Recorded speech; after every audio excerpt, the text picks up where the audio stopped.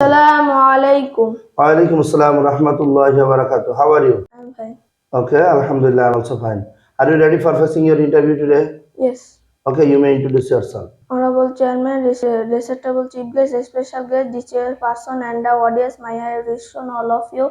Welcome and a distance to my honorable teacher who has given me a chance to say something about myself. I am Abdul Sikin. I was born in 2004. My birthplace is Khulna. At present, I am living at Santanga in Khulna. I am in no brother and no sister. My father name is Abdul Alim.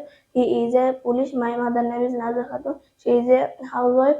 Everyone has some hobbies, so I have some hobbies: cycling, gardening, writing, reading, etc. It's all about myself. All about Okay, thank you. Just now, you may recite the Holy Quran. أعوذ بالله من الشيطان الرجيم بسم الله الرحمن الرحيم وكذلك أوحينا إليك روحا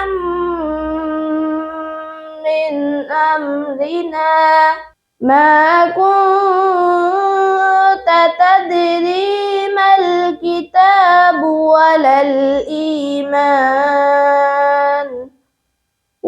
الإيمان ولكن جعلناه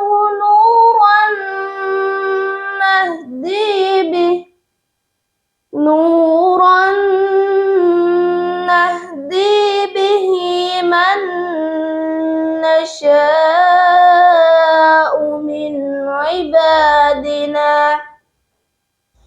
وإنك لتهدي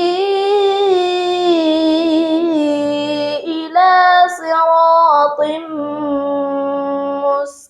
مستقيم صراط الله الذي له ما في السماوات وما في الأرض ألا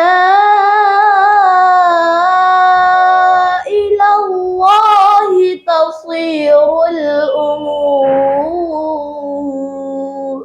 صدق الله العظيم. মাশাআল্লাহ, আলহামদুলিল্লাহ, জাযাকাল্লাহ, সুবহানাল্লাহ। আলহামদুলিল্লাহ। সম্মানিত দর্শক মণ্ডলী, আমাদের আব্দুর রহমানকে আল্লাহ তাআলা বিশ্বসেরা হাফেজ কারি হিসেবে আল্লাহ তাআলা কবুল করুক। আমিন। আসসালামু আলাইকুম ওয়া রাহমাতুল্লাহ।